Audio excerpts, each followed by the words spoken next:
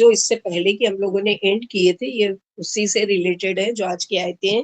الاخلاء یومئذ بعضهم لبعض عدو الا المتقین.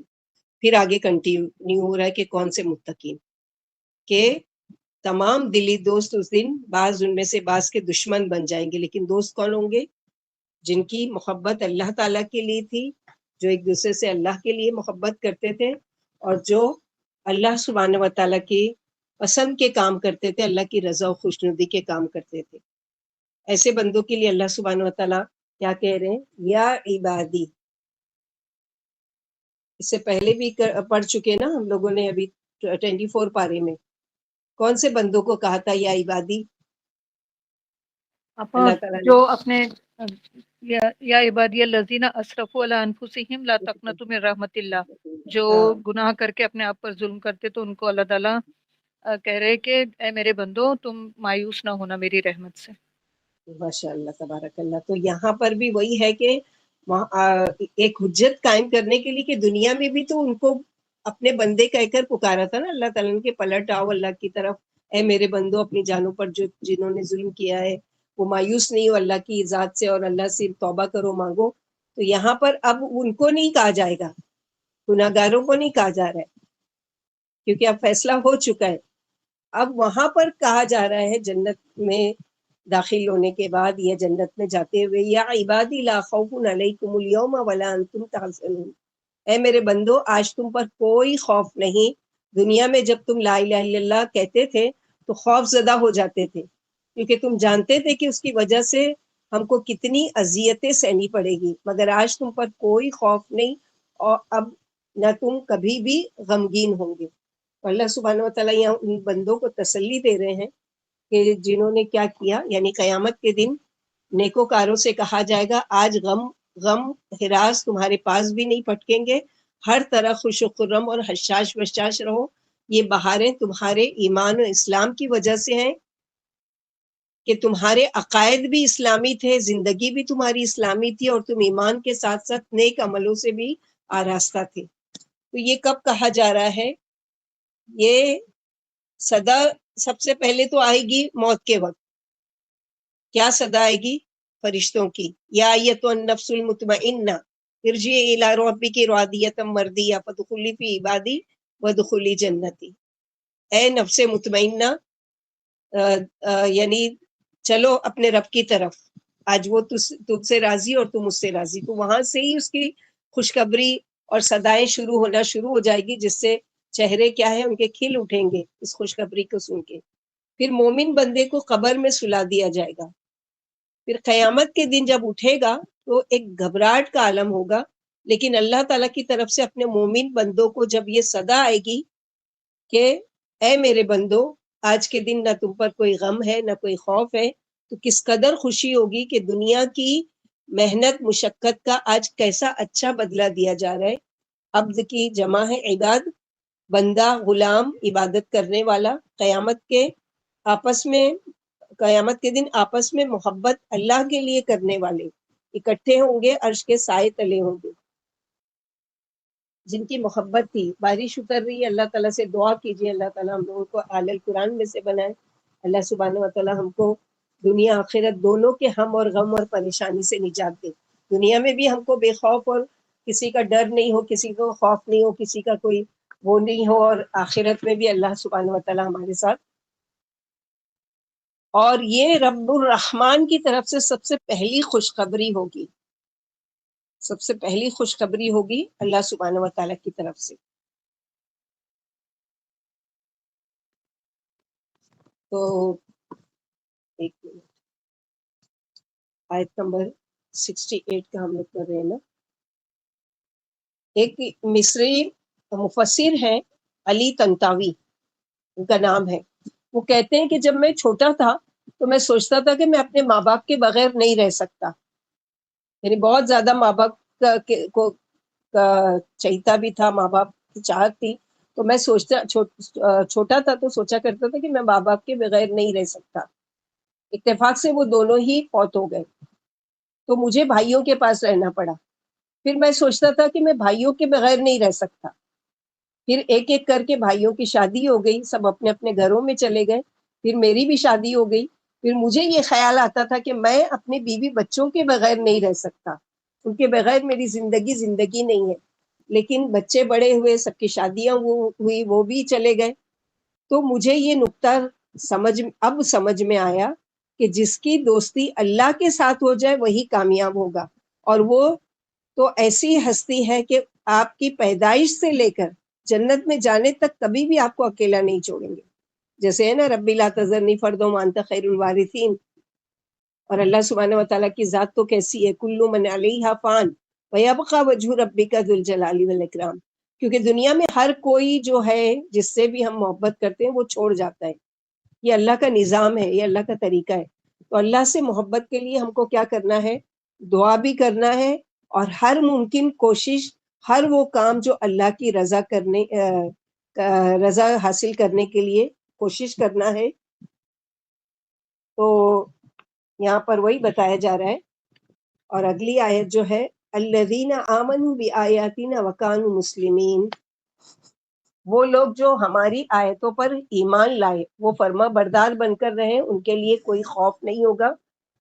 اور ان سے کہا جائے گا تو یعنی تم بھی اور یعنی کیا کہا جائے گا کہ تم بھی اور تمہارے ادخلوا الجنت انتم وازواجکم، ان سے کہا جائے گا داخل ہو جاؤ جنت میں تم اور تمہاری بیویاں یا تمہارے شوہر، تم خوش رکھے جاؤ گے. تخبرون، اب تم پر کوئی غم نہیں ہوگا. یعنی تخبرون کا معنی کیا ہوتا ہے؟ حالت کا اچھا ہونا، بہترین قسم کی عزت دینا. تو یہ ساری چیزیں وہاں پر ہوگی. یعنی تم بھی اور تمہارے جیسے نیک اعمال والے بھی خوشی خوشی جنت میں چلے جاؤ اور وہاں کی بہاریں لوٹیں. یعنی اور جنت کیسی ہے اس کے بارے میں دیکھتے ہیں انشاءاللہ. تو یہاں پر کیا ہے کہ یعنی دل سے بھی جو ایمان لائے. کون ہے ایمان والے؟ الذین آمنوا بآیاتنا وکانوا مسلمین. کون ہے وہ ایمان والے؟ یعنی دل سے بھی ایمان لائے، اس پر یقین بھی کر لیا، اور اپنے جسمانی اعضاء سے بھی وہ گواہی دیتے رہے کہ ہم ایمان والے ہیں. یعنی ظاہری اور باطنی دونوں یہاں ساتھ ساتھ آئے ہیں. ایمان سے مراد قلبی یقین، اور اسلام سے مراد ظاہری احکام کی پابندی. حدیث سے جبریل میں ڈیٹیل سے آتا ہے ارکان الایمان کیا ہے، ارکان الاسلام کیا ہے، احسان کے درجے پر عبادت کرنا کیا ہے. قلبی یقین اور قلبی یقین اور اسلام سے مراد ظاہری احکام کی پابندی. یعنی دل سے بھی مان لیا تمام 6 باتوں کو، آمنت باللہ و ملائکتی و کتبی و رسولی والیوم الآخر و قدر خیری و شری. اور جب پریکٹیکلی کرنے کا ٹائم آیا، جیسے نماز پڑھنا ہے، روزے رکھنا ہے، زکوٰۃ دینا ہے، حج کرنا ہے، تو یہ ساری چیزیں بھی کر کے بتانے والے. کیونکہ یہاں پر دونوں چیزیں آئی ہیں. دیکھو جو آیت میں جیسے آتا ہے نا ان الذین آمنوا وعملوا الصالحات، تو وہاں دونوں چیزیں آ جاتی ہیں، ارکان الایمان اور ارکان الاسلام. یہاں پر بھی دونوں آمنو بھی آ رہی ہے، مسلمین بھی آ رہی ہے. تو دونوں چیزیں یعنی قلبی اقرار بھی، یقین بھی دل سے، اور پھر اپنے جوارے سے یعنی اپنے باڈی پارٹس کے ذریعے اظہار بھی کر رہے ہیں کہ ہم اللہ کے پر ایمان لائے اور ہم اللہ کی عبادت کرتے ہیں. معتمر بن سلیمان اپنے والد سے روایت کرتے ہیں کہ قیامت کے دن جب لوگوں کو قبروں سے اٹھایا جائے گا تو ان میں سے ہر ایک پر گھبراہٹ طاری ہوگی. اس وقت منادی یہ اعلان کرے گا کہ جو یہ پڑھیں یا عبادی لا خوف علیکم اليوم ولا انتم تحزنون. عجیب منظر جو نہیں کبھی دیکھا ہوگا، نہ سوچا ہوگا. جیسے کہ ایک بچہ جب دنیا میں آتا ہے تو اس کے لیے کیا ہوتا ہے، یہ دنیا اس کے لیے عجیب ہوتی ہے، کیونکہ 9 مہینے ماں کے پیٹ میں ایک الگ دنیا میں ہوتا ہے. اب دنیا میں آیا تو اس کی ایک الگ ہی دنیا ہو گئی، تو وہ گھبراہٹ کی وجہ سے چیختا ہے، روتا ہے اور وہ کرتا ہے. اور اس کے بعد جب اللہ سبحانہ و تعالیٰ کی طرف سے یہ ہے کہ الذین آمنوا بآیاتنا وکانوا مسلمین، کہ مومنوں کے علاوہ دوسروں کے لیے بھی خوشخبری ہے. الا ان اولیاء اللہ لا خوف علیہم ولا هم یحزنون. تو اس امن کو پانے کے لیے آج اللہ کی محبت ہمارے دلوں میں سب سے زیادہ ہو، اللہ کی بندگی کا شوق ہونا چاہیے. جیسے کہ حدیث قدسی میں اللہ تعالیٰ نے فرمایا کہ مجھے میری عزت کی قسم، اللہ تعالیٰ خود اپنی عزت کی قسم کھا کر کہہ رہے ہیں کہ مجھے میری عزت کی قسم، میں اپنے بندے پر 2 خوف اور 2 امن جمع نہیں کروں گا. اگر بندہ دنیا میں مجھ سے امن میں رہا تو میں اس دن اسے خوف میں مبتلا کر دوں گا. یعنی امن میں رہا کا مطلب کیا ہے کہ بے خوف ہو کر زندگی گزارا کہ اللہ تعالیٰ ہے بھی اور اللہ کی عبادت بھی کرنا چاہیے اور اللہ تعالیٰ پکڑ کر سکتے ہیں, اللہ تعالیٰ بالکل امن سے تھا, ریلیکس تھا, اس کو کوئی پرواہ نہیں تھی. تو اب اس کے لیے کیا ہوگا؟ قیامت کے دن خوف میں ہوگا. اور جس دن اپنے بندوں کو جمع کروں گا اور اگر دنیا میں وہ مجھ سے ڈر کر رہا تو لوگوں کے اٹھائے جانے والے دن میں اسے امن عطا کروں گا. تو اللہ تعالیٰ سے کیا دعا کرنے کہ اللہ ہمیں دنیا میں رہتے ہوئے اپنا اور اپنی خشیت عطا فرمانا, کہ اللہ سبحانہ و تعالیٰ کی خشیت کے ساتھ زندگی گزارے, کیونکہ یہ جو خوف کے ساتھ زندگی یہ بہت تھوڑی سی ہے, اس کے بعد کی جو طویل زندگی ہے وہ امن والی ہے. تو جو عقل مند بزنس مین ہوگا یا جو عقل مند وہ اس بزنس پر سب سے پہلے ہاتھ ڈالے گا کہ جس میں اس کو جو رقم لگانا ہے وہ بہت تھوڑی سی لگانا ہے لیکن اس کا پروفٹ بہت زیادہ مل رہا ہے, تو وہ سب سے پہلے اس بزنس میں کود پڑے گا کہ یہ فائدے مند کا سودا ہے. تو ہمارے لیے بھی فائدے مند سودا کون سا ہے کہ دنیا میں ہر وہ چیز جو ہماری خواہش ہو رہی ہے, ہمارا دل چاہ رہا ہے, لیکن اس کو چھوڑتے جانا ہے کیونکہ وہ اللہ کی نافرمانی کا کام ہے. تو یہ خوف کے ساتھ کہ کہیں اس کام سے اللہ تعالیٰ ناراض تو نہیں ہو جائیں گے, کہیں کسی کی حق تلفی تو نہیں ہو جائے گی مجھ سے, کہیں یہ تو نہیں ہو جائے, خوف خوف خوف کے ساتھ. تو وہاں پر اس کے بدلے میں کیا ہے؟ امن ہی امن. لیکن ایک ڈھیٹ قسم کا انسان ہے, اس کو کوئی پرواہ نہیں ہے, لوگوں کے ساتھ ظلم بھی کرتا ہے, اپنی جان پر اللہ کی نافرمانی کر کے ظلم کرتا ہے اور بے خوف زندگی گزارتا ہے. ایسا لگتا ہی ہے, بہت سے لوگوں کو دیکھ کے ایسا لگتا ہے نا جیسے ان کو نہ بولتے ہیں نا ان کو تو ذرا بھی اللہ کا ڈر ہی نہیں ہے. تو اس طرح کی زندگی, لیکن وہ بعد میں کیا ہے پھر ان پر طویل خوف والا وقت آنے والا ہے. تو اللہ تعالیٰ سے دعا کرنا چاہیے, اللہم انی اعوذ بک من خزی الدنیا وعذاب الآخرہ. اللہ دنیا میں بھی ہم کو بے خوف اور امن والی زندگی عطا فرمائے اور آخرت میں بھی, اور اپنی خشیت عطا فرمائے, سب سے بڑی نعمت ہے. ابن القیم فرماتے ہیں اس دنیا سے جاؤ گے تو ایک عجیب واقعہ ہوگا, یا تو تم ایک قید خانے میں ایک قید خانے چھوڑو گے اور اپنے سامنے کھلی ہوئی فضا پاؤ گے, یا پھر ابھی تم آزاد ہوتے ہو اور یہاں سے نکلتے ہی ایک قید خانے میں چلے جاؤ گے. ایک قید تو ضروری ہے تمہارے ساتھ, خواہ یہاں کاٹ لو وہ قید یا وہاں. یہاں عمل اور بندگی کی قید ہے اور یہ چند دنوں کی بات ہے, تمہاری زندگی تک بس. موت آئی تو تم سے یہ قید بھی یعنی چھڑا دی جائے گی. وہاں بے بسی اور جہنم کی قید ہے, البتہ وہاں کے دن بہت لمبے اور کبھی نہ ختم ہونے والے ہیں. چاہو تو یہاں یہ قید کاٹ لو اور چاہو تو وہاں جا کر جو ملنے والا ہے اس قید کو کاٹتا, جو کہ وہاں کی قید کٹے گی ہی نہیں. خالدین فیہا. تو سوچ لو کہ فائدے کا سودا کس میں ہے. ہم سب اپنے اپنے نفس کا جائزہ لیں اور ہمارے لیے کہ کرنے کے کام کیا ہے, ہم کو کرنا کیا چاہیے اور ہم کر کیا رہے ہیں. اور ہمارے لیے ابھی بھی موقع ہے, موت کا فرشتہ ابھی ہمارے سر پر آ کر نہیں کھڑا ہو گیا کہ ہم سے مہلت لے لی جا رہی ہے, بلکہ ابھی بھی ہمارے پاس وقت ہے. اللہ عالم کتنا وقت ہے کسی کو بھی نہیں پتا ہے, لیکن جتنا ملا ہے کم سے کم اس کو غنیمت جان کر اس سے فائدہ تو اٹھا لیں, زیادہ سے زیادہ جمع تو کر لیں وہ چیزیں جو اللہ کی رضا خوشنودی کے, تاکہ وہاں پر بالکل ریلیکس ہو کے, وہاں نہ قبر میں نہ کوئی بولے گا کہ نماز پڑھو, نہ روزے رکھو, نہ چلو صدقہ کرو, نہ یہ کرو, نہیں, بلکہ جو لے کر گئے اس کے مطابق. باجی ابن قیم کی کوٹیشن واپس سے بولی. ایک منٹ.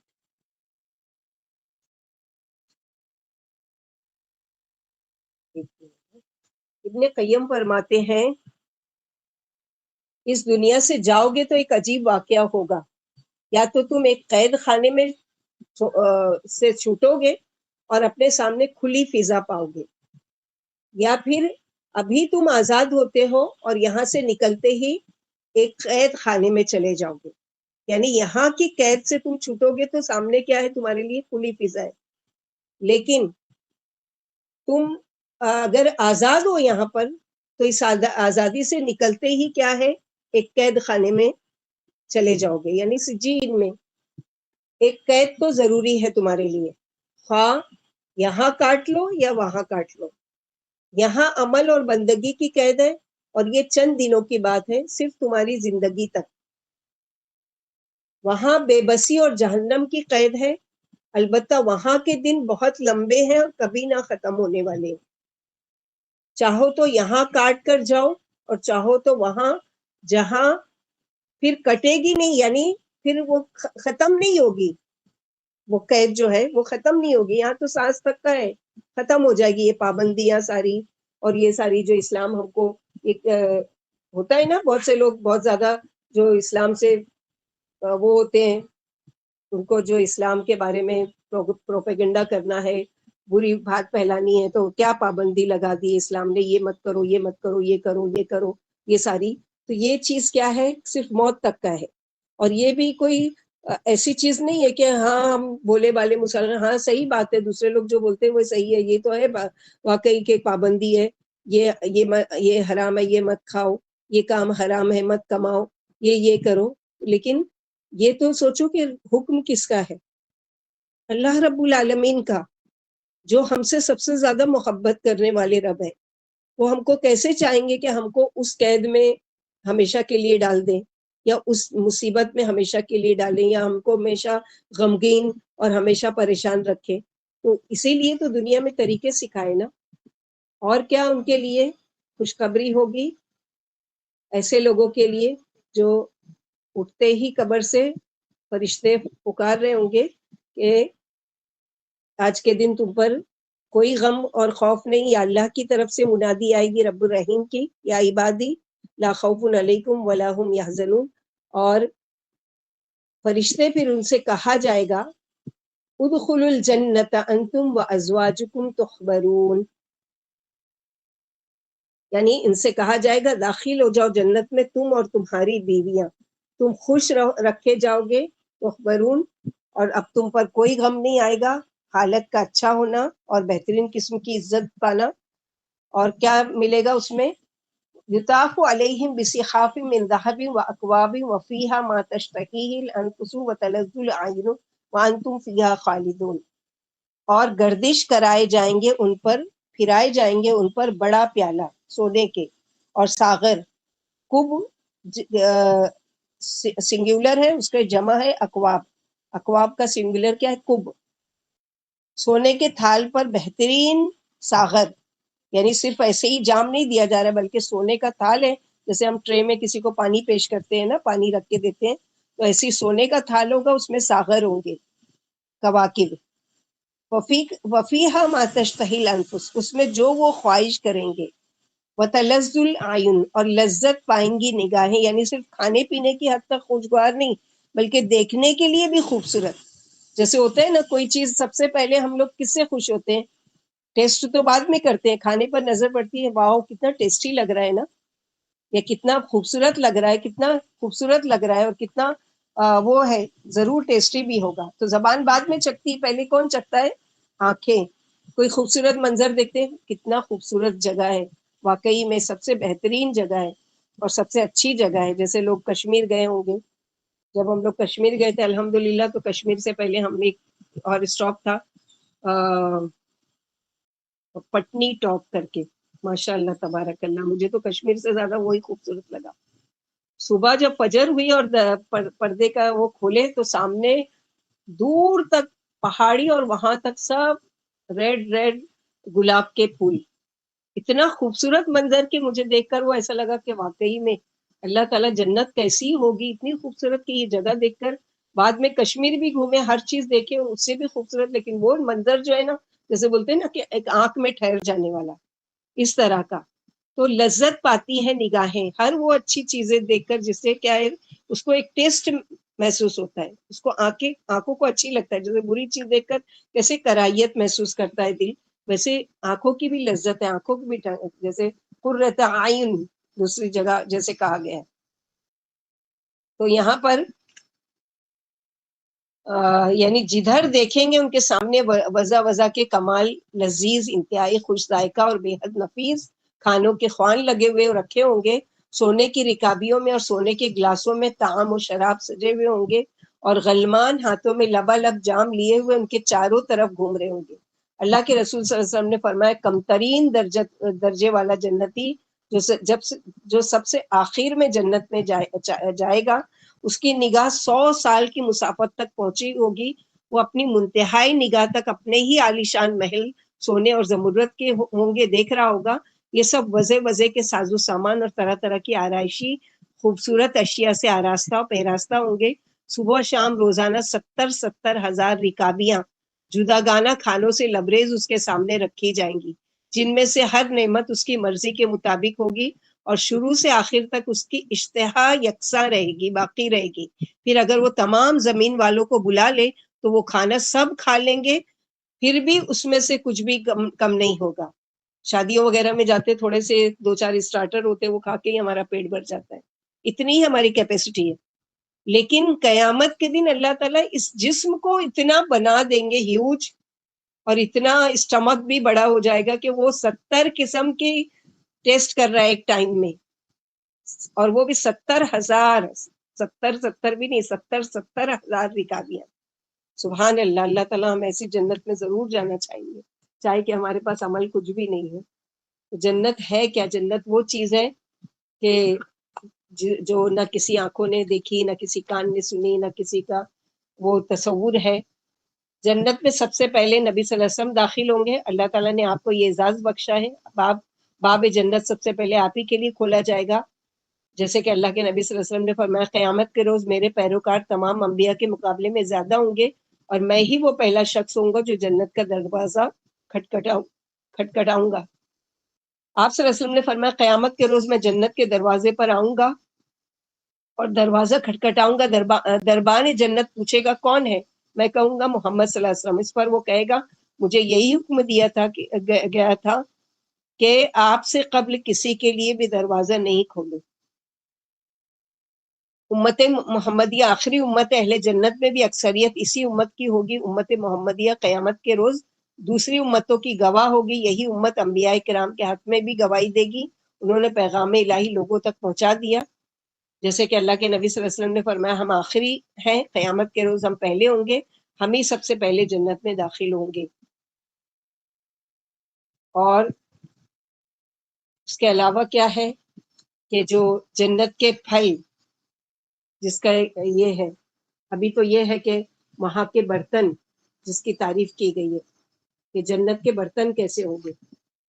جنت کے برتن جو یہ ہے یطاف علیہم بصحاف من ذہب واکواب، کہ ان پر سونے کی رکابیوں اور ساغروں کے دور چل رہے ہوں گے، اور اس جنت میں جس شے کو ان کے دل چاہیں گے، ان کی آنکھیں لذت پائیں گی، وہ موجود ہوگی اور تم اس میں ہمیشہ رہنے والے ہو۔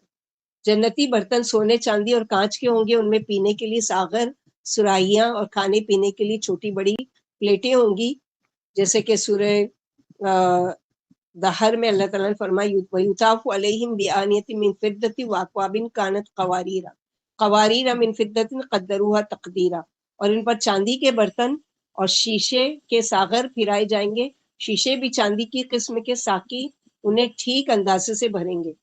اللہ کے نبی صلی اللہ علیہ وسلم نے فرمایا حریر و دیباج ریشم نہ پہنو، سونے چاندی کے برتنوں میں مت کھاؤ، دنیا میں یہ بدترین برتن کافروں کے لیے اور ہمارے لیے یہ برتن آخرت میں ہے۔ ایک اور موقع پر فرمایا ہوا جو آدمی چاندی کے برتن میں پیتا ہے وہ اپنے پیٹ میں نارے جہنم بھرتا ہے۔ تو جنت تو واقعی ایسی چیز ہے، اور سب سے بڑی چیز ہے کہ وفیہا ما تشتہی الانفس، جو بھی تمہاری آنکھوں کو اچھی لگے گی، جو بھی تمہارا دل چاہے گا، جس چیز کی بھی تم خواہش کرو گے وہاں پر تمہاری ہر خواہش پوری ہو جائے گی۔ کیونکہ یہاں پر جیسے سورہ نازیات میں آتا ہے وَنَحَ النَّفْسَ عَنِ الْهَوَىٰ فَإِنَّ الْجَنَّةَ هِيَ الْمَأْوَىٰ، جس نے اپنے نفس کو یہاں پر روک کر رکھا، اپنی خواہشات کو روک کر رکھا، کنٹرول میں رکھا، بہت ساری چیزیں اس کو کرنے کا دل چاہتا تھا، کان سے اس کو بہت ساری چیزیں سننے کا دل چاہتا تھا، آنکھوں سے بہت ساری چیزیں دیکھنے کا دل چاہتا تھا، اس کی طرف چل کر جانے کا دل چاہتا تھا، لیکن اس نے اپنے آپ کو روک کر رکھا، کنٹرول میں رکھا، نہیں یہ اللہ تعالیٰ کی نافرمانی کی بات ہے، نہیں سنوں گا، یہ اللہ کی نافرمانی کی بات ہے، نہیں دیکھوں گا، یہ اللہ تعالیٰ کی نافرمانی والا راستہ، اس پر نہیں چلوں گا۔ تو اپنے آپ کو کنٹرول کر کے اس کے لیے کیا ہے جنت المأویٰ، کہ وہاں پر اب ساری خواہشات پوری ہو رہی، جو چاہے جو دل میں آئے. جیسے آتے ہیں نا کہ کسان چاہے گا کہ یار مجھے کھیتی باڑی کرنا ہے, اس کی وہ بھی خواہش پوری ہوگی. ہماری خواہش ہوگی مثلا یہ کہ فلاں قسم کا کھانا کھانا ہے, وہ کھانا سامنے آیا بھی, ہم نے کھا لیا بھی, اور وہ واپس وہ چلا گیا. اسی طرح فروٹس کے بارے میں وَتِلْكَ الْجَنَّةُ الَّتِي, اور اس میں کیا ہے, وَتِلْكَ الْجَنَّةِ الَّتِي أُورِثْتُمُوهَا بِمَا كُنْتُمْ تَعْمَلُونَ, یہ ہے وہ جنت جس کے تم وارث بنائے گئے. یہ سب اس لیے کہ جو تم نے اچھے اپنے رب کی مرضی کے عمل کیے تھے, اللہ نے اس کے بدلے تم کو جنت کا وارث بنایا. لَكُمْ فِيهَا فَاكِهَةٌ كَثِيرَةٌ مِنْهَا تَأْكُلُونَ, تمہارے لیے اس میں پھل ہوں گے بہت سارے, ان میں سے اپنی پسند کے تم کھاؤ گے, یعنی جو تمہارا دل چاہے گا وہاں پر وہ, یعنی یہ خلد بری اور یہ اس کی بہاریں میں نے اپنے فضل و کرم سے اور اپنی وسیع رحمت سے عطا فرمائی ہے, اس لیے کہ کوئی صرف اپنے عملوں کی وجہ سے جنت کا حقدار نہیں ہو سکتا تا وقتی کہ اللہ کی وسیع رحمت اس کے شامل حال نہ ہو. یہ ضرور ہے کہ تفاوت اعمال کی وجہ سے جنت کے مراتب میں بھی درجے ہیں, یعنی جیسے جیسے جس کے عمل ہوں گے اس کے مطابق اس کے لیے جنت ہے. اور وارث بنانے کا دوسرا معنی کیا ہے کہ اللہ تعالیٰ نے ہر ایک کے لیے جنت میں بھی جگہ رکھی ہے اور جہنم میں بھی جگہ رکھی ہے. اب جہنم والا ہے, اس نے جہنم والے عمل کیے, وہ جہنم میں ڈال دیا گیا. اب وہ تو نہیں ہے کہ وہاں سے وہ نکل کر آنے والا ہے, تو اس کی جگہ تو خالی ہو گئی نا. تو یہ جنتی اس کی جگہ کے بھی وارث ہو جائیں گے. یہ معنی ہے اورثتموہا, کہ تم اس کے بھی اپنی جنتوں کے تو وارث ہوگے ہی ہوگے, جو جہنمیوں کی جگہ خالی ہو جائے گی اس کے بھی تم کو وارث بنا دیا جائے گا. سبحان اللہ. جیسے سورہ زمر آیت نمبر 57 میں بھی پڑھ سکے, ان اللہ ہدانی, اگر اللہ ہمیں بھی ہدایت فرماتے تو ہم بھی پرہیزگاروں میں شامل ہو جاتے. یہ جہنم والے حسرت کریں گے نا. اسی طرح جنت والے جنت سے اپنی جہنم والی جگہ دیکھ کر اللہ کا شکر ادا کریں گے. اور سورہ اعراف آیت نمبر 43, وما کننا لنہتدی لولا, کہ ہم براہ راست خود سے جنت حاصل کرنے پر قادر نہیں تھے اگر اللہ کا ہم پر فضل و کرم نہ ہوتا. ہر شخص کی ایک ایک جگہ جنت میں ہے اور ایک جگہ جہنم میں. کافر مومن کی جہنم والی جگہ پائے گا اور مومن کافر کی جنت والی جگہ پر قابض ہو جائے گا. اسی لیے اللہ نے فرمایا کہ تم اپنے اپنے عملوں کی وجہ سے جنت کے وارث بنائے جاؤ گے. یعنی وہاں ہر قسم کے پھلوں کی کثرت ہوگی, حسب خواہش ہر طرح کے پھل جنتی کو مل جائیں گے. وہ رب کی غیر محدود نعمتوں کے ساتھ ساتھ اس کی رضا کے گھر میں موج اڑائیں گے. اللہ تعالیٰ سے دعا ہے کہ اللہ ہمیں بھی ان نعمتوں سے نوازے اور ہمیں جنت الفردوس کا وارث بنائے. کہ جنت کے جو پھل ہیں اس کے بارے میں تو انسان سوچ بھی نہیں سکتا, کہ سبزے ہیں, ہریالی اور درختوں کی کثرت سے قطع اراضی کے حسن و جمال میں بے پناہ اضافہ ہوتا ہے. جنت میں بھی ہر طرف پھلدار درخت, ہریالی اور گھنے سائے ہوں گے. جیسے کہ سورہ واقعہ میں وَأَصْحَابُ الْيَمِينِ مَا أَصْحَابُ الْيَمِينِ فِي سِدْرٍ مَخْضُودٍ وَطَلْحٍ مَنْضُودٍ وَظِلٍّ مَمْدُودٍ وَمَاءٍ مَسْكُوبٍ. اور دائیں ہاتھ والے کیا خوب ہیں دائیں ہاتھ والے, وہ بے خار بیریوں میں ہوں گے, یعنی وہاں کی جو بیریاں ہوں گی اس میں کانٹے نہیں ہوں گے, اور تہ بتہ کیلوں میں ہوں گے, اور لمبے سایوں میں, اور بہتے پانی آبشاروں میں. جیسے کہ سورہ رحمان میں ذواتا افنان, وہ دونوں بہت زیادہ شاخوں والے ہیں. اور فرمایا فیہا فاکہۃ والنخل والرمان, ان دونوں میں لذیذ پھل ہوں گے اور کھجوریں اور انار بھی. جنت کے درخت بہت بڑے ہوں گے. اللہ کے نبی صلی اللہ علیہ وسلم نے فرمایا جنت میں ایک درخت ایسا ہے کہ 70 سوار اس کے سائے میں 100 برس چلے تو بھی اسے نہ کر پائے. یعنی اتنا اس کا جو سایہ ہے وہ اتنا طویل ہے. چاہو تو یہ آیت پڑھ لو, جیسے سورہ رحمان وَظِلٍّ مَمْدُودٍ, اور لمبے سایوں والے. صحابی رسول برا بن عازب نے ایک مرتبہ یہ آیت پڑھی وَدَانِيَةً عَلَيْهِمْ ظِلَالُهَا وَذُلِّلَتْ قُطُوفُهَا تَذْلِيلًا, اور اس جنت کے سائے ان پر جھکے ہوئے ہوں گے اور اس کے پھلوں کے گچھے ان کے تابع فرمان ہو جائیں گے. اور حاضرین سے فرمایا اہل جنت کھڑے کھڑے, بیٹھے بیٹھے اور لیٹے لیٹے جس طرح چاہیں گے جنت کے پھل کھائیں گے. یعنی اگر درخت اونچا ہے تو چلتے پھرتے ہاتھ میں آ جائے گا, بیٹھے ہوئے ہیں تو کھڑے ہونے کا دل نہیں چاہ رہا ہے وہ جھک کر آ جائیں گے, لیٹے لیٹے دل چاہ رہا ہے تو وہ اور جھک جائیں گے اور وہ ہاتھ سے توڑ کر کھا لیں گے. اور واپس سے پھل لگ جائے گا، واپس سے اپنی جگہ پر چلا جائے گا. دنیا میں تو یہ پاسبل ہی نہیں ہے. جنت کے پھل بہت زیادہ بڑے، بے پناہ خوش ذائقہ اور نہایت خوشنما ہوں گے، جیسے کہ سورہ دہر میں وفاقیۃ کثیرہ لا مقطوعۃ ولا ممنوعہ، سورہ واقعہ میں. اور وافر پھلوں میں جو نہ تو کبھی ختم ہوگے اور نہ منع کیے جائیں گے. یعنی یہاں پر نہیں جیسے کوئی ہوتا ہے نا کہ فروٹس آئے گھر میں، اب کوئی بچہ اس کو پسند ہے، وہ سب خود ہی کھا جا رہا ہے تو اس کو منع کیا نہیں دوسرے کے لیے بھی ہے، سب اکیلے ہی مت کھا جاؤ. تو وہاں پر ولا ممنوع، منعی اتنی تعداد ہے بے حساب کہ کس کو کیا منع کریں گے، اور وہ ختم ہی نہیں ہو رہا ہے، یعنی دوبارہ لگ جا رہا ہے. ایک مرتبہ نبی صلی اللہ علیہ وسلم نماز کسوف پڑھا رہے تھے، یعنی سورج گرہن کی نماز اختتام پر پذیر ہوئی، تو آپ صلی اللہ علیہ وسلم نے صحابہ کرام کو مخاطب کر کے فرمایا سورج اور چاند اللہ کی دو نشانیاں ہیں، یہ کسی کے مرنے یا زندہ ہونے پر نہیں گہراتے، آپ جب ان کا گہن دیکھیں تو اللہ تعالیٰ کا ذکر کیجیے. صحابہ نے عرض کیا اے اللہ کے رسول، ہم نے نماز کی حالت میں آپ کو دیکھا کہ آپ اپنی جگہ سے تھوڑا آگے بڑھے، آپ نے اپنا ہاتھ بھی بڑھایا گویا کوئی شے پکڑنا چاہتے ہیں، پھر آپ پیچھے ہٹ گئے. فرمایا میں نے جنت دیکھی، میں نے آگے بڑھ کر ایک خوشہ پکڑنا چاہا، یعنی جنت کا ایک خوشہ چاہ کے توڑ لوں، اگر میں اسے پکڑ لیتا یا توڑ لیتا تو آپ رہتی دنیا تک اس میں سے کھاتے رہتے اور وہ کبھی ختم نہیں ہوتا. سبحان اللہ. اللہ تعالیٰ کی حمد و ثنا کی ترانے اہل جنت کی زبانوں پر یوں بے ساختہ جاری ہوں گے جیسے آدمی بے ساختہ طور پر سانس لیتا ہے. وہ کھائیں گے پیئیں گے لیکن انہیں نہ بولو براز کرنے کی حاجت ہوگی، یعنی پیشاب کی حاجت بھی نہیں اور ٹوائلٹ وغیرہ کی بھی نہیں. ارشاد نبوی ہے اہل جنت جنت میں کھائیں گے پیئیں گے لیکن انہیں ناک جھاڑنے اور بولو براز کرنے کی ضرورت نہیں، یعنی کوئی گندگی ہے ہی نہیں جنت میں. کھانے کے بعد انہیں بس ایک خوشبودار ڈکار آئے گی. حمد و ثنا ان کی زبانوں پر یوں بے ساختہ جاری کیے جائیں گے جیسے انہیں بے ساختہ طور پر سانس فراہم، جیسے سانس ہم لیتے ہیں نا ویسے اللہ تعالیٰ کی حمد بیان کر رہے ہوں گے جنت والے. اور مطلب یہ ہے کہ اللہ تعالیٰ کی حمد و ثنا ان کی زبانوں پر بے ساختہ، یعنی ان کا کوئی اپنی سوچ کے ساتھ نہیں زبان سے نکال رہے ہوں گے اللہ کی تسبیح، بلکہ وہ خود بخود، جیسے سانس ہماری قدرتی طور پر خود بخود آتی جاتی ہے نا، ویسے ہی اللہ تعالیٰ کی حمد و ثنا بھی خود بخود جاری ہوگی. وہ ان کی فطرت میں شامل ہوگی، جس طرح وہ فطری طور پر سانس لیں گے اسی طرح وہ فطری طور پر اللہ تعالیٰ کی حمد و ثنا کریں گے. اس کے لیے انہیں اپنے معمولات معطل کرنے کی ضرورت نہیں پڑے گی، وہ یوں بے ساختہ تسبیح کریں گے جیسے دنیا میں بے ساختہ سانس لیتے تھے، یوں وہ ہر دم اللہ تعالیٰ کا شکر ادا کریں گے. صحابی رسول حضرت عبداللہ بن سلام نے بتایا کہ جب میں نے قبول اسلام کا ارادہ کر لیا تو میں رسول اللہ صلی اللہ علیہ وسلم کی خدمت میں حاضر ہوا اور عرض کیا کہ میں آپ سے کچھ پوچھنا چاہتا ہوں. فرمایا جو چاہے پوچھو. عرض کیا اہل جنت کی پہلی ضیافت کیا ہوگی، یعنی سب سے پہلے ان کو کھانے کے لیے جو دیا جائے گا وہ کیا ہوگا. فرمایا مچھلی کے جگر کا اضافی ٹکڑا،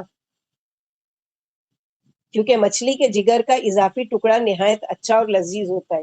تو بعض لوگ کہیں گے ہم کو مچھلی پسند ہی نہیں ہے، تو یہ جنت کی مچھلی ہے، دنیا والی مچھلی نہیں ہے جس میں بدبو ہوگی یا جس میں وہ بہت صفائی کرنے کی ضرورت ہے یا وہ کرنے کی. تو جنت کی مچھلی ہے، اس کی لذت ہی کچھ اور ہوگی. اس سلسلے میں دوسری روایت حضرت صوبان کی ہے، انہوں نے بتایا کہ میں رسول اللہ صلی اللہ علیہ وسلم کی خدمت میں حاضر تھا، یہود کا ایک عالم آیا اور بولا یا محمد سلام علیکہ. میں پاس ہی کھڑا تھا، میں نے اسے زور کا دھکا دیا کہ وہ گرتے گرتے بچا. وہ بولا دھکے کیوں دیتے ہو؟ میں نے کہا یا رسول اللہ کیوں نہیں کہتے، کہہ رہے ہو یا محمد صلی اللہ علیہ وسلم. وہ بولا ہم تو انہیں اسی نام سے پکارتے ہیں جو ان کے گھر والوں نے رکھا ہے. اس پر رسول اللہ صلی اللہ علیہ وسلم نے بھی فرمایا میرا نام محمد ہے، یہ نام میرے گھر والوں نے رکھا تھا. یہودی عالم نے نبی کریم صلی اللہ علیہ وسلم سے عرض کیا میں آپ سے کچھ پوچھنے آیا ہوں. آپ صلی اللہ علیہ وسلم نے فرمایا میری کہی ہوئی بات آپ کو فائدہ پہنچائے گی کیا؟ وہ بولا میں بڑے غور سے سنوں گا آپ کی بات. رسول اللہ صلی اللہ علیہ وسلم کے ہاتھ میں ایک لکڑی تھی، آپ نے اس سے زمین کو کوریدا اور کہا پوچھئے. یہودی عالم نے عرض کیا جس روز زمین آسمان کو تبدیل کر دیا جائے گا لوگ کہاں ہوں گے، یعنی زمین آسمان سب مٹا دیے جائیں گے ختم، تو لوگ کہاں ہوں گے؟ آپ صلی اللہ علیہ وسلم نے فرمایا وہ پل سے پہلے تاریکی میں ہوں گے. اس نے پوچھا سب سے پہلے پل کون پار کرے گا؟ آپ نے فرمایا فقراء مہاجرین. اس نے عرض کیا لوگ جب جنت میں داخل ہوں گے تو انہیں کیا تحفہ دیا جائے گا؟ آپ صلی اللہ علیہ وسلم نے فرمایا مچھلی کے جگر کا اضافی ٹکڑا. اس نے پوچھا اس کے بعد ان کی کیا ضیافت کی جائے گی؟ آپ صلی اللہ علیہ وسلم نے فرمایا ان کے لیے جنت کا بیل ذبح کیا جائے گا جو جنت کے اطراف میں چرتا تھا. یہودی عالم نے پوچھا کھانے کے ساتھ انہیں پینے کو کیا پیش کیا جائے گا؟ نبی کریم صلی اللہ علیہ وسلم نے فرمایا انہیں جنت کے ایک چشمے کا پانی پینے کو دیا جائے گا جسے سلسبیل کہا جاتا ہے. یہودی عالم نے کہا آپ نے بالکل درست فرمایا. فقراء مہاجرین سے مراد وہ مہاجرین جنہوں نے اپنا سب کچھ اللہ کی راہ میں قربان کر دیا. یہ انہوں نے نہایت بے سر و سامانی کے عالم میں اللہ کی راہ میں ہجرت کی سعادت حاصل کی. مچھلی کا گوشت یوں تو تمام کا تمام ہی نہایت عمدہ اور نفع بخش ہوتا ہے، تاہم مچھلی کے جگر کا اضافی ٹکڑا بہت سے دیگر فوائد کا بھی حامل ہے جنہیں جدید سائنس نے تحقیقات کے بعد ثابت کیا ہے. یہ دل کو قوت دیتا ہے اور اس کے افعال میں بہتری لاتا ہے، جوڑوں کے دائمی درد کو کم کرتا ہے اور جلد کی سوزش دور کرتا ہے. نیز یہ دماغ کو بھی بہت تقویت پہنچاتا ہے. جیسے بولتے ہیں نا کہ اس کے وٹامن ڈی کے جو کیپسولز آتے ہیں وہ اسی سے بنے ہوتے ہیں، یعنی مچھلی کے جگر سے، اور بہت کاسٹلی ہوتے ہیں. نیز کھانے پینے کی اشیاء کے حاصل کرنے میں اہل جنت کو کسی وقت دقت کا سامنا نہیں کرنا پڑے گا. حضرت عبداللہ بن مسعود کا کہنا ہے کہ جنتی جنت میں کوئی پرندہ دیکھے گا اور اسے کھانے کی اس کو خواہش ہوگی. فیہا ما تشتہی انفس، تو اس کی خواہش ہوگی کہ کاش کہ یہ پرندہ بھنا ہوا مجھے ملتا، اسے کھانا چاہے گا تو وہ پرندہ بھنا بھنایا اس کے سامنے آ جائے گا، وہ اس کو کھا لے گا اور کھا کے جب وہ اس کا پیٹ بھر جائے گا تو وہ واپس زندہ ہو کے ویسے ہی اڑ جائے گا. جنت کے پھلوں کی خاص بات یہ ہوگی کہ وہ بظاہر ایک جیسے ہوں گے، جیسے سورہ بقرہ میں ہم پڑھ چکے، لیکن ان کے ٹیسٹ جو ہوں گے، ذائقے جو ہوں گے وہ جدا جدا ہوں گے. پہلی دفعہ جو پھل کھایا تھا دوسری دفعہ وہی پھل کھانے پر مختلف ذائقہ آئے گا جو پہلے سے زیادہ لذیذ ہوگا. جیسے سورہ بقرہ میں وبشر الذین آمنوا وعملوا الصالحات ان لهم جنات تجری من تحتها الانہار کلما رزقوا من ثمرۃ رزقا قالوا هذا الذی رزقنا من، یہ تو وہی فروٹس ہے جو انار ہے، کیلے ہے، سیب ہے، میوے ہے، یہ تو ہم دنیا میں بھی کھاتے تھے، لیکن کہا جائے گا کہ یہاں ٹیسٹ تو کر کے دیکھو، اور جب کھائیں گے تو اس کا ایک الگ ہی وہ ہوگا. ظاہر ہے کہ وہ جنت کی چیزیں ہیں. جنتی درختوں کے پھل اور جنتی اشیاء خوردنوش کبھی ختم نہیں ہوگی، نہ ان میں کبھی کمی آئے گی.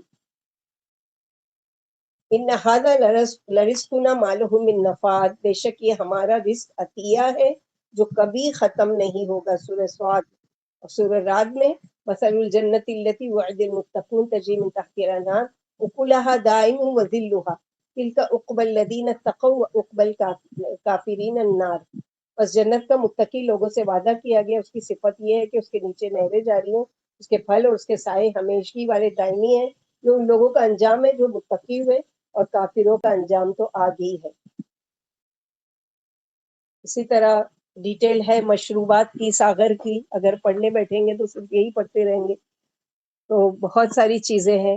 اللہ تعالیٰ ہم کو اللہم نسألک جنت وما قرب الیہا قول وعمل ونعوذ بک من عذاب جہنم وما قرب الیہا قول وعمل. بہت ٹیسٹی چیزیں کھانے کے بعد کوئی کہے کہ چلو بیمار ہو تھوڑا سا کوئی ٹیبلٹ لے لو تو کیسا منہ بناتے ہیں، یہاں پر وہی آ رہا ہے ان المجرمین فی عذاب جہنم خالدون. اتنے اچھے اچھے ٹیسٹ کرنے کے بعد بے خوف ہو کر نہیں بیٹھ جانا کہ تم جنت کے وارث بن گئے، بلکہ یاد رکھو بے شک مجرم لوگ جہنم کے عذاب میں ہمیشہ رہنے والے ہیں. لا یفتر عنہم وہم فیہ مبلسون، اور ان سے عذاب کم بھی نہیں کیا جائے گا اور وہ اس میں مایوس پڑے ہوں گے، کیونکہ ان کو پتہ ہے کہ یہاں سے نکلنا تو ناممکن ہے. دنیا میں ہی دیکھا جاتا ہے کوئی جیل میں ایسا ڈالا گیا ہے کہ جس پر بہت بڑا کوئی جرم ثابت ہوا ہے، اس کے لیے کیا ہے کہ کوئی ہے ہی نہیں کہ کوئی اس کی طرف سے کوئی ضمانت دے یا کوئی اس کی طرف سے مقدمہ لڑے، وہ کر کے اب وہ مایوس ہو کے بیٹھے، بس یہی جگہ ہے، اب یہاں پر ہی مجھے زندگی گزارنا اور یہیں پر مجھے موت آئے گی. تو جہنم یہاں پر تو موت آئی اور اس کی جان چھوٹ گئی، جیل سے جلا دیا گیا یا دفنا دیا گیا یا جو بھی کر، لیکن وہاں کی جو ہے وہ خالدون ہے ہی نہیں، نہ کم ہوگا نہ ختم ہوگا اور نہ کوئی اس کی لیمٹ ہے. یعنی نافرمان جہنم میں ہمیشہ ہمیشہ بھونتے جلتے رہیں گے اور عذاب میں ایک سیکنڈ کے لیے بھی تخفیف نہیں ہوگی، اور جہنم کے ہولناک گڑھے میں مایوس پڑے ہوئے نافرمانیوں کا مزہ چکتے رہیں گے اور انہیں کسی اچھائی کی امید نہیں رہے گی. آج کسی ظالم کو اور کسی اللہ کے نافرمان کو اور بڑی بڑی باتیں کرنے والوں کو دیکھتے ہیں نا، تو اس چیز کو سوچ کے تسلی کرو کہ اگر یہ اسی حالت میں مر گیا تو سوچو اس کا کیا انجام ہوگا اور یہ کس حال میں اللہ سے ملے گا۔ وما ظلمناہم ولکن کانوا هم الظالمین، ہم نے ان پر ظلم نہیں کیا تھا لیکن تھے وہ خود ہی ظالم، انہوں نے خود اپنا بھلا برا نہیں سوچا۔ دنیا کے بارے میں تو بہت ساری، یعنی عذاب ہماری طرف سے ہوگا اور ان پر ظلم نہیں ہوگا کیونکہ ہم ظلم نہیں کرتے، یہ تو ان کے دنیاوی کرتوتوں کا انصاف کے ساتھ بدلہ ہے۔ ان بدبختوں نے خود اپنی جانوں پر ظلم ڈھائے تھے، آخر انہیں یہ بدلہ ملا، جہنمی جہنم کے داروغہ سے پوچھیں گے۔ اب جب یہاں پر مبلسون مایوس ہو گئے تو اللہ تعالیٰ پہلے ہی کلیئر کر دیے کہ ہم نے ظلم نہیں کیا تھا، ان لوگوں نے اللہ کی نہ مان کر، اللہ کے نبیوں کو نہ وہ کر کے اپنی جانوں پر ظلم کیا۔ وَنَادَوْا يَا مَالِكُ لِيَقْضِيَ عَلَيْنَا رَبُّكَ قَالَ إِنَّكُمْ مَاكِثُونَ۔ اب کیا کریں گے؟ جب وہاں سے مایوس ہو گئے تو مالک داروغہ کو پکار رہے ہیں، اے مالک جہنم کے داروغہ، چاہیے کہ فیصلہ کر دیں ہم پر تیرا رب، ہمارا کام تمام کر دے، ہم کو مٹا دے، ختم کر دے۔ قال انکم ماکثون، مالک کہیں گے نہیں، تمہارا کام ختم ہونے والا نہیں، ادھر ہی پڑے رہو۔ مکثا کہتے ہیں دیر تک کسی جگہ رہنا، تو اب دیر تک یعنی ہمیشگی والی ہے۔ یہاں پر یہی ہے جیسے کہ نبی صلی اللہ علیہ وسلم نے ممبر پر یہ آیت پڑھ کر لوگوں کو سنائی، فرمایا لا یقضی علیہم، سورہ فاطر آیت نمبر 36، نہ تو ان کا کام ہی تمام کیا جائے گا کہ مر جائیں اور نہ عذاب میں تخفیف ہوگی۔ وَيَتَجَنَّبُهَا الْأَشْقَى، سورہ اعلیٰ آیت نمبر 11-13، بدبخت ہی نصیحت سے پرہیز کرتا ہے جو بڑی آگ میں جائے گا، پھر اسے نہ تو موت ہی آئے گی کہ عذاب سے چھوٹ جائے اور نہ آرام والی زندگی ہی ملے گی، جب یہ بلک بلک کر اور گڑ گڑا کر داروغہ جہنم سے کہیں گے کہ آپ ہی ہماری موت کی دعا فرمائی، یعنی اللہ تعالیٰ سے دعا کر دیجیے یا تو ہم کو اس سے آزادی دے دے یا ہم کو موت دے دے۔ اس وقت وہ یہی کہے گا کہ تم اس میں ہمیشہ رہنے والے ہو، اب تمہیں موت نہیں آئے گی اور اس عذاب سے نجات نہیں ملے گی اور نہ کہیں بھاگ کر منہ چھپاؤ گے۔ تو بعض روایت میں آتا ہے کہ 40 سال کے بعد ان کی وہ پکار مالک تک پہنچے گی اور پھر اور 40 سال لگے گا، اس کے بعد اس کے جواب ملے گا کہ یہیں پڑے رہو، اب تم ہمیشہ رہنے والے ہو۔ اور بعض روایت میں 80 سال، جیسے جن کے جرم ہوں گے اس کے مطابق ان کے ساتھ معاملہ کیا جائے گا۔ اللہ تعالیٰ ہم سب کی حفاظت کرے۔ جہنم کے وہ فرشتے جو جہنم کے داروغہ ہیں وہ ایک ہی نہیں ہے، کتنے ہیں؟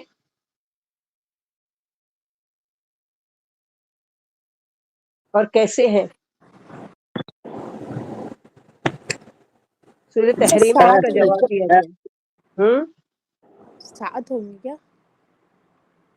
وہ فرشتے جو جہنم کے داروغہ ہیں وہ بہت سخت گیر، بڑے طاقتور اور بڑے عظیم الجثہ ہیں، جیسے کہ سورہ تحریم میں یا ایھا الذین آمنوا قوا انفسکم واہلیکم نارا وقودها الناس والحجارہ علیہا ملائکۃ غلاظ شداد لا یعصون اللہ ما امرهم ویفعلون ما یؤمرون۔ اے ایمان والو، تم خود کو اپنے اور اپنے اہل و عیال کو اس آگ سے بچاؤ جس کا ایندھن لوگ اور پتھر ہے، اس پر تند مزاج اور سخت گیر فرشتے، یعنی ایسے فرشتے اللہ نے پیدا کیے کہ ان کے چہرے پر مسکراہٹ بھی نہیں ہے اور ان کے دل بالکل سخت ہیں، ورنہ کوئی ہو تو تھوڑا سا نرم ہو جائے نا۔ اللہ انہیں جو حکم دیں گے وہ اس کی نافرمانی نہیں کریں گے اور وہی کرتے ہیں جو انہیں حکم دیا جاتا ہے۔ جہنم کے داروغوں کی تعداد 19 ہے۔ کہاں سے پتہ چلتا ہے؟ سورہ مدثر آیت نمبر 31 میں سأصلیہ سقر، 26 سے 31 تک کا ذکر ہے۔ سأصلیہ سقر وما ادراک ما سقر لا تبقی ولا تذر لواحۃ للبشر علیہا 19 وما جعلنا اصحاب النار الا ملائکہ۔ میں جلد یعنی اسے سقر جہنم میں ڈالوں گا اور آپ کیا سمجھے کہ سقر کیا ہے؟ وہ نہ باقی رکھے گی اور نہ چھوڑے گی، چمڑی جھلسا دینے والی ہے، اس پر 19 فرشتے مقرر ہیں اور ہم نے فرشتے ہی دوزخ کے نگران رکھے۔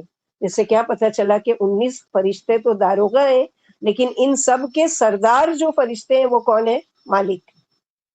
جہنم کے داروغے کی ذمہ داریاں کیا ہیں؟ جہنم کے داروغے بڑے سختگیر ہیں، وہ رحم نام کی کسی شے سے واقف ہی نہیں ہے، ان کی ذمہ داریوں میں نار جہنم کا بھڑکانا، اہل جہنم کو ڈرانا دھمکانا، انہیں عذاب دینا شامل ہے۔ اہل جہنم جب جہنم میں جائیں گے تو جہنم کے داروغے جس طریقے سے ان کا استقبال کریں گے اس کا بیان اللہ تعالیٰ نے جیسے یہ سورہ زمر اسی میں 79 وسیق الذین کفروا الی جہنم زمرا حتی اذا جاؤها فتحت، سورہ زمر میں پڑھ چکے، آیت نمبر 71 وسیق الذین کفروا الی جہنم زمرا حتی اذا جاؤوا فتحت ابوابها وقال لهم خزنتها الم یاتکم رسول منکم، اور جن لوگوں نے کفر کیا وہ جہنم کی طرف گروہ در گروہ ہانکے جائیں گے، حتیٰ کہ جب وہ اس کے پاس پہنچیں گے تو اس کے دروازے کھول دیے جائیں گے اور اس کے دربان ان سے کہیں گے کیا تمہارے پاس تمہیں میرے سے رسول نہیں آئے تھے جو تم پر تمہارے رب کی آیتیں پڑھتے تھے اور تمہیں تمہاری اس دن کی ملاقات سے ڈراتے؟ وہ کہیں گے کیوں نہیں، لیکن کافروں پر عذاب کا فیصلہ ہو چکا۔ مالک نامی بہت بڑا فرشتہ جہنم کے داروں کا سردار ہے، جیسے کہ ابھی ہم لوگوں نے آیت پڑھی وَنَادَوْا يَا مَالِكُ لِيَقْضِيَ عَلَيْنَا رَبُّكَ قَالَ إِنَّكُمْ مَاكِثُونَ۔ روایت میں نبی کریم صلی اللہ علیہ وسلم کا طویل خواب بیان ہوا ہے، اس میں عذاب جہنم کی بھی مختلف صورتیں بیان ہوئی ہیں۔ آپ صلی اللہ علیہ وسلم نے اس حدیث میں فرمایا پھر ہم آگے بڑھے، یعنی خواب میں جو ایک مرتبہ آپ کو خواب میں دکھایا گیا اور ایک مرتبہ معراج میں بھی یہ سارے واقعات دکھائے گئے، تو آپ صلی اللہ علیہ وسلم نے خواب کا بہت طویل ذکر کیا جس میں جنت کا جہنم کا، اسی میں سے ایک ٹکڑا ہے کہ پھر ہم آگے بڑھے اور ایک کریا المنظر آدمی کے پاس آئے۔ تم نے جو بدصورت سے بدصورت آدمی دیکھا ہوگا وہ ویسا ہی بدصورت تھا، یعنی اگر دنیا میں تصور کر لو کسی بدصورت انسان کا تو وہ ویسے ہی بدصورت انسان تھا، بدصورت تھا۔ اس نے آگ جلا رکھی تھی اور وہ اس کے ارد گرد بھاگ دوڑ کر ایندھن مہیا کر رہا تھا اور اسے بھڑکا رہا تھا۔ میں نے اپنے دونوں ساتھیوں سے پوچھا، فرشتوں سے جو میرے ساتھ تھے، کہ یہ کون ہے؟ انہوں نے کہا کہ چلتے چلیے۔ حدیث کے آخر میں ان فرشتوں نے اس کری المنظر آدمی کے بارے میں بتایا کہ یہ داروغہ جہنم مالک ہے۔ اور سورہ تحریم میں جو ہم لوگوں نے ابھی پڑھا کہ جہنم کے جو یہ داروغہ ہے کبھی یعنی ہنسی ان کے چہرے پر دیکھی ہی نہیں، جو معراج کی طویل حدیث میں جو آتا ہے اس میں کہ نہ وہ دیکھ کر مسکرائے نہ ہنسے۔ تو آپ صلی اللہ علیہ وسلم نے جبریل علیہ السلام سے پوچھا کہ یہ کون ہے، کہ سارے ہی فرشتے جو ہیں ان لوگوں نے مجھے ویلکم کیا اور خوش آمدید کہا اور سلام کہا اور وہ مسکرا کر دیکھا بھی، لیکن یہ انہوں نے صرف سلام کیا اور مسکرائے نہیں۔ تو کہا کہ یہ جہنم کے داروغہ ہے، یہ کبھی اپنی زندگی میں مسکرائی نہیں، اللہ تعالیٰ نے ان کو اس طرح کا بنایا۔ تو یہ جو ہے یہ ان کے اپنے وہ ہے لَقَدْ جِئْنَاكُمْ بِالْحَقِّ وَلَكِنَّ أَكْثَرَكُمْ لِلْحَقِّ كَارِهُونَ۔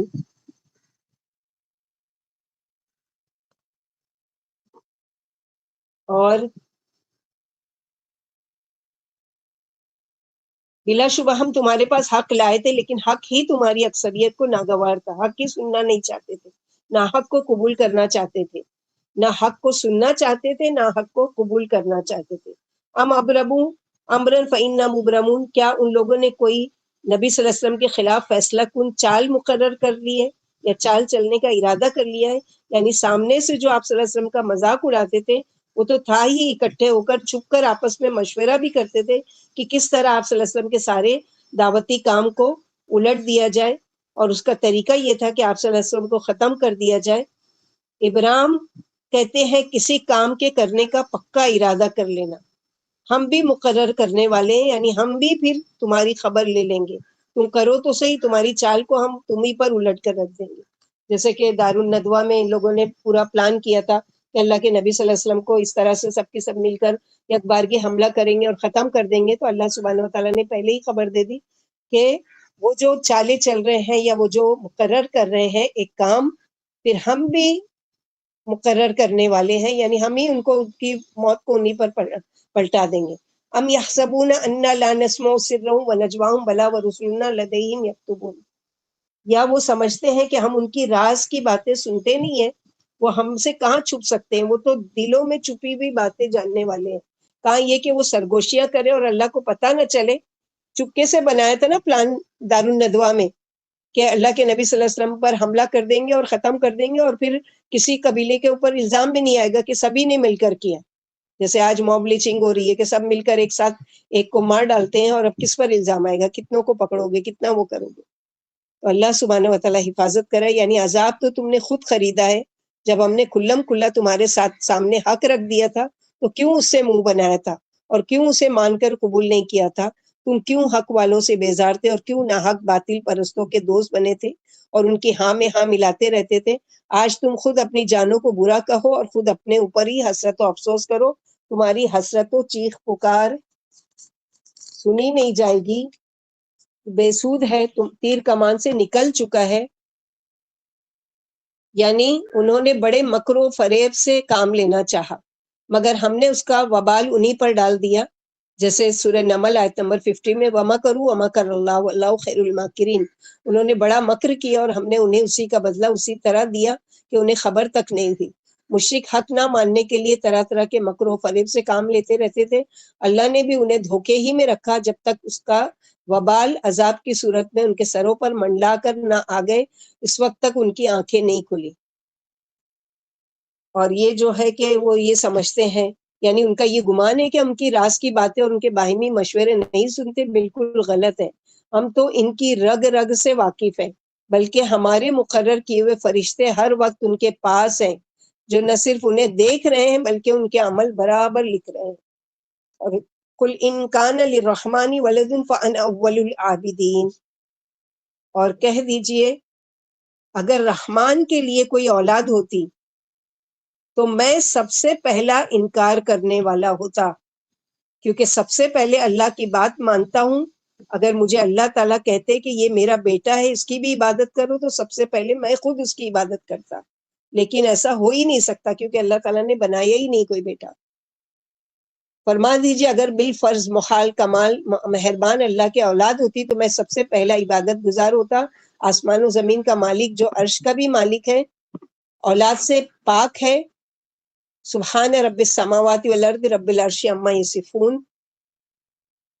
پاک ہے آسمان و زمین کے رب، عرش کے مالک، ان ساری صفتوں سے پاک ہے جو بھی یہ لوگ اس کی طرف منسوب کرتے ہیں. کہیں بیٹیاں بنا دیتے ہیں، کبھی اولاد بنا دیتے ہیں، کبھی نبیوں کو ان کا بیٹا اور ان کی اولاد. تو یہ ساری چیزوں سے اللہ تعالیٰ کیا ہے؟ پاک ہے. آپ انہیں اسی شغل اور تفریح میں چھوڑ دیجئے یہاں تک کہ انہیں اس دن سے واسطہ پڑے. فَذَرْهُمْ يَخُوضُوا وَيَلْعَبُوا حَتَّى يُلَاقُوا يَوْمَهُمُ الَّذِي يُوعَدُونَ، ان کو اسی پر چھوڑ دیجئے. اللہ کی تو کوئی اولاد نہیں، یعنی آپ فرما دے کہ اگر اللہ کی اولاد ہوتی تو مجھے سر جھکانے میں کیا تامل ہوتا، بلکہ سب سے پہلے میرا ایمان ہوتا. مگر اس کی ذات تو یہ ساری صفات سے ایسی نہیں کہ اس کا کوئی ہمسر ہو یا کفو ہو. یہ بات خوب یاد رکھو کہ جو کلام شرط کے ساتھ لایا جاتا ہے اس کا وقوع امکان بھی لازم نہیں ہے. یعنی یہاں پر جو کیا ہے کہ اللہ کے نبی صلی اللہ علیہ وسلم سے کہا جا رہا ہے کہ اگر ہوتا، اول تو ہے ہی نہیں، ہوتا تو اللہ تعالیٰ مجھے حکم دیتے کہ اس کی عبادت کرو، پھر میں سب سے پہلے ہی اس کی عبادت کرتا. لیکن ہے ہی نہیں ہے. جیسے کہ سورہ زمر آیت نمبر 4 میں لو اراد اللہ، اگر اللہ کسی کو اولاد بنانا چاہتے تو اپنی مخلوق میں سے جسے چاہتے چن لیتے. لیکن وہ پاک ہے، اس کی شان وحدت و شان اور قہاریت اولاد کے خلاف ہے. سبحان رب السماوات والارض رب العرش عما یصفون، یعنی آسمان و زمین، عرش و کرسی اور تمام کائنات کے خالق اس سے بری ہے کہ اس کے اولاد ہو، کیونکہ وہ یکتا ہے اور اکیلے ہیں، بے نظیر و بے مثال ہے. نہ وہ اولاد والے ہیں، نہ بیوی والے ہیں، نہ وہ کسی کی اولاد ہے، بلکہ ہر چیز کے خالق مالک ہے. اور سب سے بہترین جواب ہے چھوٹی سی سورے میں قل هو اللہ احد اللہ الصمد لم یلد ولم یولد ولم یکن لہ کفوا احد. تو اب ڈانٹ پلائی جا رہی ہے ان کو، مشرکین مکہ کو. فذرہم یخوضوا ویلعبوا حتی یلاقوا یومہم الذی یوعدون وہو الذی فی السماء الہ وفی الارض الہ وہو الحکیم العلیم. یعنی آپ انہیں اسی نادانی اور جہالت میں مشغول چھوڑ دیجئے اور دنیاوی تماشوں میں مصروف رہنے دیجئے. اسی بے خبری میں اچانک قیامت آ جائے گی اور محشر میں جو حشر ہوگا وہ ان کو معلوم ہو جائے گا. پھر اللہ تعالیٰ کی ذات تو ایسی ہے کہ اللہ کی عظمت و جلال کا بیان ہے کہ دنیا کی ہر چیز اللہ کی عبادت میں لگی ہوئی ہے. وہ آسمانوں میں بھی پوجا جا رہا ہے، عبادت کی جا رہی ہے، اور زمین میں بھی. یعنی دونوں جگہ اللہ ہی کی بادشاہت ہے، اللہ ہی معبود ہے، اللہ ہی کی عبادت کی جا رہی ہے، کیونکہ وہ بہت زیادہ حکمت والے اور بہت زیادہ علم والے ہیں. اللہ کو پتہ ہے. وَتَبَارَكَ الَّذِي لَهُ مُلْكُ السَّمَاوَاتِ وَالْأَرْضِ وَمَا بَيْنَهُمَا وَعِندَهُ عِلْمُ السَّاعَةِ وَإِلَيْهِ تُرْجَعُونَ. اور بابرکت ہے وہ ذات جس کے لیے آسمان و زمین کی بادشاہت ہے اور جو کچھ ان دونوں کے درمیان ہے، اور اسی کے پاس ہے قیامت کی گھڑی، اور اسی کی طرف تم لوٹائے جاؤ گے. یعنی اللہ کی عظمت و جلال کا بیان ہے کہ دنیا کی ہر چیز اللہ تعالیٰ کی ہے، اور آسمانوں میں بھی اللہ کی عبادت ہو رہی ہے، زمین میں بھی تمام دنیا اسی کی عابد اور اسی کے آگے عاجز ہے. پھر فرمایا اللہ بڑی حکمت والے اور بڑے وسیع علم والے ہیں. سورہ انعام آیت نمبر 3 میں فرمایا وَهُوَ اللَّهُ فِي السَّمَاوَاتِ، آسمان و زمین میں وہی سچا معبود ہے. اس کے علاوہ کیا اللہ تعالیٰ کے وَعِندَهُ عِلْمُ السَّاعَةِ وَإِلَيْهِ تُرْجَعُونَ، اللہ ہی کے پاس قیامت کا علم ہے اور اسی کی طرف تم لوٹائے جاؤ گے. یعنی اللہ ہی آسمان و زمین کے خالق و مالک ہے، اسی کو ہر چیز میں ہر طرح کا اختیار ہے، اس کے کاموں میں کوئی دخل دینے والا نہیں. وہ اولاد و شریک سے بری ہے، اسی ذات والے صفات سے آسمان و زمین کی برکتوں کا ظہور وابستہ ہے، کیونکہ وہ عالی شان اور بڑی عظمت والے ہیں. وہی تمام چیزوں کے مالک ہیں اور ہر طرح کے بناؤ بگاڑ پر قادر ہے، اور کائنات کی سلامتی اسی سے ہے. وہی قیامت کا وقت جانتے ہیں، اس کے علاوہ کسی کو بھی خواہ وہ پیغمبر ہی کیوں نہ ہو قیامت کا علم نہیں ہے.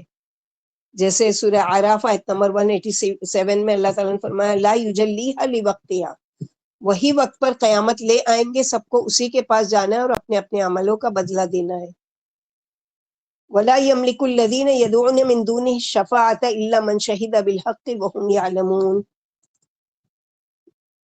اور اس کو چھوڑ کر جنہیں یہ لوگ پکارتے ہیں وہ کسی چیز کے سفارشی نہیں ہو سکتے. یعنی اللہ کے سوا کوئی اور ہستی شفاعت کی مالک نہیں، مگر یہ کہ کوئی علم کی بنا پر حق کے ساتھ گواہی دے اور وہ جانتے بھی ہوں اور علم بھی رکھتے ہیں، یعنی ناحق سفارش نہ کریں. ان کو پتا ہے کہ کس کی سفارش کرنا ہے کس کی نہیں کرنا ہے. تو اس آیت میں باطل معبود، تمام معبودان باطل کی شفاعت کی تردید ہے کہ بت شفاعت پر قادر نہیں ہے.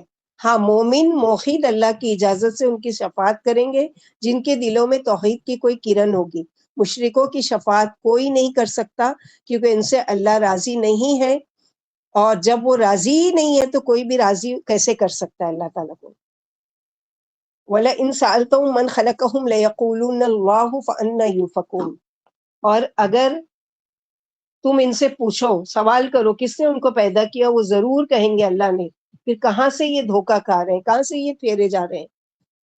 یعنی یوں تو اقرار کرتے ہو کہ کائنات کا خالق صرف اللہ ہی ہے، مگر عقل کے دشمنوں مجبور محض مخلوق کی عبادت بھی کرتے ہو جنہیں کچھ بھی قدرت و اختیار نہیں. جب پیدا کرنے والا اللہ ہی ہے تو عبادت کا حقدار بھی اللہ ہی ہے. پیدا تو کرے اللہ اور پرورش و پروان چڑھا دے تو اللہ، لیکن عبادت کی جائے غیروں کی. کتنی بڑی بے انصافی اور نمک حرامی ہے. افسوس ایسی سادی بات مشرکوں کی سمجھ میں کیوں نہیں آتی، اور سمجھانے سے بھی عقل پر پتھر پڑ جاتے ہیں. اسی لیے تعجب سے فرمایا کہ اللہ کو خالق مان کر کیوں اوندھے منہ گرے جاتے ہو اور کیوں غیروں کے آگے جھکے جاتے ہو. وقیلہ یا ربی ان ہؤلاء قوم لا یؤمنون. وقیلی قسم ہے اس کے قول کی. کس کے قول کی؟ رسول اللہ صلی اللہ علیہ وسلم کے قول کی. کیا قول ہے رسول اللہ صلی اللہ علیہ وسلم کا؟ یا ربی، اے میرے رب، بے شک یہ لوگ، یہ قوم نہیں ایمان رکھتے، نہیں ایمان لانے والے. تو اللہ سبحانہ وتعالیٰ آپ صلی اللہ علیہ وسلم کو آگے تسلی دے رہے ہیں. یعنی نبی صلی اللہ علیہ وسلم نے اللہ سے قوم کے ایمان نہ لانے کا شکوہ کیا. فرمایا وقال الرسول، جیسے سورہ فرقان آیت نمبر 30 میں، اور رسول نے کہا اے اللہ میری قوم نے یہ قرآن چھوڑ دیا ہے. تو مشرکوں کو دھمکی دی جا رہی ہے، یعنی مشرکوں سے درگزر کیجئے. فَاصْفَحْ عَنْهُمْ وَقُلْ سَلَامٌ فَسَوْفَ يَعْلَمُونَ. بس درگزر کرو ان کو، اگنور کرو ان کو اور کہو کہ سلام، جیسے سورہ فرقان میں جاہلوں کے منہ لگنے کی بجائے کیا کہو، سلام کہہ کر گزر جاؤ، تو انقریب وہ جان لیں گے۔ تو ایک طرح سے یہ نہیں ہے سلام مطلب یہ کہ دھمکی نہیں، یعنی اپنی جان چھڑاؤ ان سے افو درگزر کر کے، ان کی بد زبانی کا جواب مت دو، بلکہ تالیف قلب کے لیے قول و فعل میں نرمی برتو اور سلامتی کی دعا کرو۔ انہیں بہت جلد یعنی اللہ تعالیٰ بتا دیں گے، اس آیت میں مشرکوں کو دھمکایا گیا ہے، آخر وہی ہوا جس سے انہیں ڈرایا گیا تھا۔ ایسا عذاب آیا جو ٹالے نہیں ٹلا۔ بدر میں بڑوں بڑوں کا فیصلہ ہو گیا، دین کا بول بالا اور مشرکوں کا منہ کالا ہوا، اور دین کی روشنی مکے سے نکل کر ہر چہار سو عالم میں پھیل گئی، اور دن بدن مسلمان غالب و قوی ہوتے چلے گئے۔ اللہ کے دین میں بے شمار لوگ فوج در فوج آنے لگے، اور مشرق و مغرب نور اسلام سے جگمگا اٹھا۔ بسم اللہ الرحمن الرحیم، اذا جاء نصر اللہ والفتح ورأیت الناس يدخلون فی دین اللہ افواجا فسبح بحمد ربک واستغفروا انہ کان توابا۔ آپ کی زندگی میں اللہ سبحانہ وتعالیٰ نے خوشخبری دے دی کہ فتح آ گئی اور مدد آ گئی اللہ تعالیٰ کی، اور لوگ فوج در فوج اسلام میں داخل ہونے لگے۔ اے نبی صلی اللہ علیہ وسلم، آپ نے اپنا مشن مکمل کر لیا، آپ کو جو ذمہ داری دی گئی تھی اس کو آپ نے بحسن خوبی انجام دیا۔ اب مرتے دم تک آپ کیا کیجئے کہ اللہ کی حمد و ثنا، کبریائی، بڑائی اور تسبیح بیان کیجئے، اور اللہ تعالیٰ سے استغفار کرتے رہیے کثرت سے۔ اللہم اغفر لنا من عذابک یا رب، اللہم اغفر لنا، اللہم اغفر لنا من عذابک، اللہم اغفر لنا ما قدمت وما اخرت وما اسررت وما اعلنت وما اسررت وما انت عالم الغیوب۔ اللہ سبحانہ وتعالیٰ جو جان بوجھ کر ہم نے گناہ کیے، جو انجانے میں ہم سے گناہ ہوئے، جو چھپ کر ہم نے کیے، جو اعلانیہ کیے، وہ سارے گناہوں کا ہم اقرار کرتے ہیں۔ اللہم اغفر لی خطیئتی وجہلی واسرافی فی امری وما انت علم به منی، اللہم اغفر لی حزلی وجدی وخطئی وعمدی وکل ذلک عندی۔ یہ ساری دعائیں مانگتے رہنا چاہیے اللہ تعالیٰ سے، خطاؤں کی، غلطیوں کی، پشیمانیوں کی، کہ اللہ تعالیٰ نہ صرف استغفار کے ذریعے ہماری خطاؤں کو بخش دیں گے، بلکہ ہمارے نام اعمال سے تمام نافرمانی کے، گناہوں کے، اللہ کی ناراضگی کے کاموں کو مٹا بھی دیں گے، اور استغفار کے لیے ذریعے ہم پر اپنے بند دروازے بھی کھولیں گے، اور اپنی راہ میں چلنے کی مزید توفیق دیں گے، اور مزید نیکیوں کے راستے کھولیں گے۔ اللہم انا نسألک جنۃ وما قرب الیہا قول و عمل ونعوذ بک من عذاب جہنم وما قرب الیہا قول و عمل واسألک ان تجعل کل قضاء قضیتہ لی خیرا یا ارحم الراحمین۔ ربنا تقبل منا انک انت السمیع العلیم وتب علینا انک انت التواب الرحیم۔ سبحان ربک رب العزۃ عما یصفون وسلام علی المرسلین والحمد للہ رب العالمین۔ سبحانک اللہم وبحمدک، اشہد ان لا الہ الا انت، استغفرک واتوب الیک۔ السلام علیکم ورحمۃ اللہ وبرکاتہ۔